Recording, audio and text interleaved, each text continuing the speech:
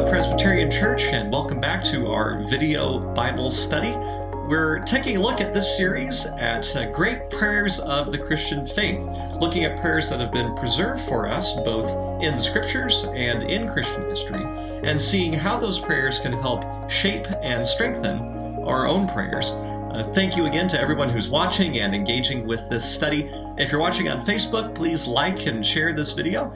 And if you happen to be watching on YouTube, don't forget to subscribe so that you never miss a study as they drop each and every Friday morning. So for the last 2 weeks, we've been looking at prayers that were written after Jesus was born. But today, we'll be looking at 2 prayers that were written before his birth, one 1,000 years before Jesus was born, and one that was written just a few months before Jesus came into the world. And both of these prayers were written by women of remarkable faith and trust in God. The first is the prayer of Hannah, that's recorded in 1 Samuel 2, and the second is what we call the Magnificat, the song of Mary, the mother of Jesus, that's recorded at the end of Luke chapter 1. Though they're separated in history by about 1,000 years, these 2 prayers are intricately connected to one another, and they demonstrate God's unwavering faithfulness and God's concern for those who have been cast aside. Before we read Hannah's prayer from 1 Samuel 2, it's helpful to look into Hannah's story and who she was, so that we can have a better understanding of what she prayed in this text. I think her story really has particular resonance this month, as October is National Pregnancy and Infant Loss Awareness Month, where special attention is paid to those who have experienced miscarriage or stillbirth or the loss of a child very early on, and those kinds of griefs. And you know, there's around those issues, of course, there's that attendant issues of infertility. Now, I usually shy away from awareness months only because there are so many problems and situations to be aware of, vying for attention, that it can really be kind of difficult to keep track. But this case, I think, actually can be really helpful. On a personal note, before Nathaniel was born, Chelsea and I experienced a miscarriage, so that's a grief we were familiar with. But when it happened to us, I was really surprised, as our friends and family became aware of what had happened to us, how many people I knew who had also experienced something like it, particularly with miscarriage, and I had no idea that they had experienced that as well. I just didn't know. This was a far more common kind of loss than I ever thought it was. And so spending some time thinking about these experiences of wanting to have children but not being able to have children, and the loss of children before they're born, thinking about these things can not only make us more empathetic, but it can also help us widen our understanding of several stories from the Bible, including the story of Hannah. So Hannah was the first wife of a man named Elkanah, and she had found in him a loving and devoted husband. But Hannah could not have children, though she longed to have them. And as the early years of their marriage went on, Elkanah gave up hope. As was the practice in this period of Israel's history, he married a second wife named Peninnah. And though through her, he had many children together with her. We're not exactly sure how many. And Hannah remained childless. In Hannah's culture, this was a devastating situation for her. The prevailing view was that she had failed in her most important societal and familial duty. Her lack of children was a very public and a very present source of shame. And sadly, Elkanah's second wife recognized Hannah's pain, and instead of comforting her, Peninnah simply piled on. She would choose the most perfectly crushing moment to make whatever stinging comments or outright condemnation she was going to make. The text says that every year the family would go up to Shiloh, the site of the tabernacle, to make sacrifices. And it was at this time that Peninnah would provoke Hannah's grief and her anger. And this single annual moment when Hannah felt closest to God and to his presence, Peninnah would remind her that she was barren, and undoubtedly make references to the many children that God had blessed Peninnah with. It was clear, she no doubt argued, who God favored and who God was going to bless. And the text says that this pattern continued between the two of them for years.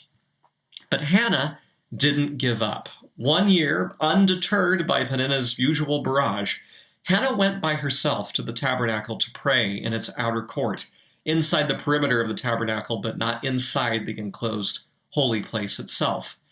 The priest there, an older man named Eli, was sitting outside the entrance to that enclosed holy place, and therefore he could observe Hannah as she prayed outside, apparently very earnestly, very emotionally, so much so that she was silent. Her mouth was moving, but she, though was making the shape of words, no sound was coming out, perhaps because she was too embarrassed or too overcome by the emotion she was feeling as she prayed.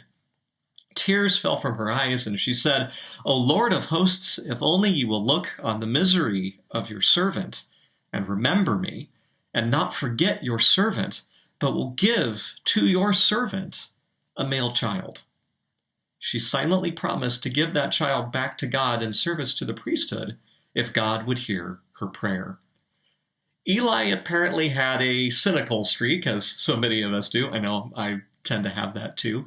And when he saw her, he assumed that she was drunk.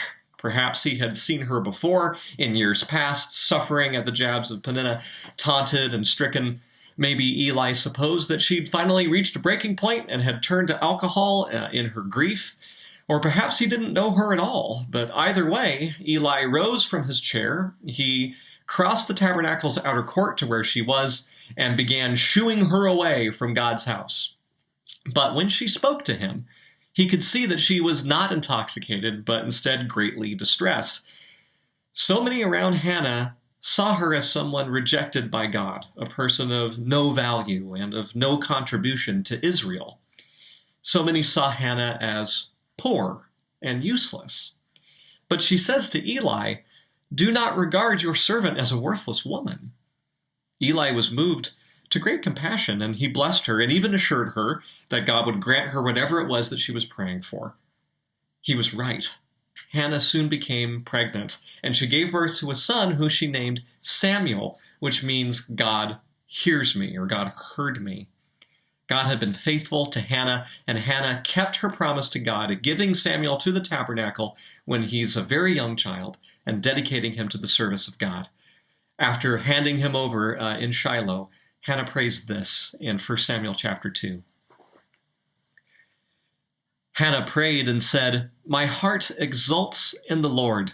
My strength is exalted in my God. My mouth derides my enemies because I rejoice in your victory. There is no holy one like the Lord, no one besides you. There is no rock like our God. Talk no more so very proudly. Let not arrogance come from your mouth, for the Lord is a God of knowledge, and by him actions are weighed. The bows of the mighty are broken, but the feeble gird on strength. Those who were full have hired themselves out for bread, but those who are hungry are fat with spoil. The barren has borne 7, and she who has many children is forlorn. The Lord kills and brings to life. He brings down to Sheol and raises up. The Lord makes poor and makes rich. He brings low. He also exalts. He raises up the poor from the dust. He lifts the needy from the ash heap to make them sit with princes and inherit a seat of honor. For the pillars of the earth are the Lord's, and on them he has set the world. He will guard the feet of his faithful ones, but the wicked shall be cut off in darkness. For not by might does one prevail.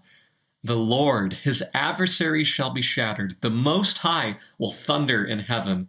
The Lord will judge the ends of the earth. He will give strength to his king and exalt the power of his anointed. There's something very striking about the breadth and the depth of Hannah's prayer. Her personal victory over the taunts and torments of Peninnah is projected onto kind of a national stage, and even reaches deep into prehistory and cosmology as she speaks of God's ownership over the very pillars of the earth, the foundations of creation. God's act of faithfulness toward Hannah in giving her a son is just one small facet in the endless jewel of his character and his saving activity. Hannah had been considered perhaps amongst the lowest in society, a failure. But God flipped the picture around, turning it on its head. God heard Hannah's silent prayer over the noise and confusion of corruption and egotistical elites and self-absorbed kings. Hannah's son, Samuel, became the last judge of Israel, and he was faithful to God, even though his sons were not. As an interesting and perhaps related aside, Eli's sons were not faithful to God either. Samuel eventually anointed Saul as the first king in Israel at the people's insistence, and his mother's prayer became a beloved part of Jewish history. 1,000 years later, in a town called Nazareth, a young girl named Mary would go to the synagogue every year with her friends and her family on the first day of Rosh Hashanah, the Jewish New Year celebration. And together they would chant the Haftarah, a selection of verses from the books we now call the Old Testament prophets. Among these select passages of the scriptures was the prayer of Hannah, rejoicing over God's gift of her son as she gives him back to the Lord. Mary likely recited and maybe even meditated on these words of Hannah many, many times in her life before she was awakened by an angel and told of another unexpected pregnancy. Mary's situation is really remarkably different than Hannah's. Hannah was older, having seen so many childless years go by. Mary is young and engaged to Joseph and has her entire life ahead of her. Hannah was on the margin of society and would be lifted up by her pregnancy. Though she was from a poor town, Mary was of fairly good social standing in her community, and her pregnancy would bring derision and rumors and stigma. God answered the call of Hannah, but Mary answered the call of God. There really is only one unifying theme between Hannah bearing Samuel and Mary bearing Jesus, and that is that both mothers would figuratively give their sons back to God. For Hannah, this meant being separated from Samuel so that he could serve in the tabernacle at Shiloh. For Mary, it would mean watching Jesus be crucified. In short, it could seem like there was no upside for Mary in this deal that was being described to her by Gabriel. But Mary does not hesitate, and Mary does not complain. Instead, Mary rejoiced. And her familiarity with Hannah's prayer is really apparent in what is called Mary's song, recorded at the end of Luke chapter 1 after Mary visits her relative Elizabeth. It's called the Magnificat after the first word in the song's Latin translation. The Magnificat has enjoyed a lot of popularity throughout these couple of millennia. It's been set to music far too many times to count. And though it's called Mary's song, its striking resemblance to Hannah's words 1,000 years earlier, I think do qualify as a prayer, at least in my judgment. Feel free to disagree with me, but we're going to roll with it. And so please hear these words from Luke chapter 1. And Mary said, "My soul magnifies the Lord, and my spirit rejoices in God my Savior, for he has looked with favor on the lowliness of his servant. Surely from now on all generations will call me blessed, for the Mighty One has done great things for me, and holy is his name. His mercy is for those who fear him, from generation to generation. He has shown strength with his arm. He has scattered the proud in the thoughts of their hearts. He has brought down the powerful from their thrones and lifted up the lowly. He has filled the hungry with good things and sent the rich away empty. He has helped his servant Israel in remembrance of his mercy, according to the promise he made to our ancestors, to Abraham and to his descendants forever." Mary recognizes the place that Jesus will have in the history of Israel and in the salvation of God's people. And like Hannah, Mary recognizes God's faithfulness to her, even though in Mary's case the gift carries a burden too. And then she translates that personal experience and projects it onto the national stage of Israel's history. She praises God's inversion of socio-political structures that humanity had put into place. The proud who had mocked God and mocked God's people are being brought low, and the humble are being raised up by God's saving power. Both of these great women of faith recognized that the great things God had done for them were just one part of a larger story. And they connected their experience of the goodness and faithfulness of God into a longer arc of history. Because of this, the prayers of Hannah and Mary remind us that the same God who is faithful to them is faithful to us. When you pray, and when I pray, we are praying to the same God who heard Hannah and who chose Mary. As God's people, their history is our history, and we can rejoice in our prayers today over all that God has done for us as well. I hope you'll join us again next week as we look at another great prayer of our faith. Full disclosure, I haven't decided exactly what we're doing this week. This week's been a little crazy, so I'm going to work that out. I hope you'll come and join us next week and be surprised by that. Until then, thank you again for studying the Scriptures with us. The Lord bless you this week, and we'll see you next time.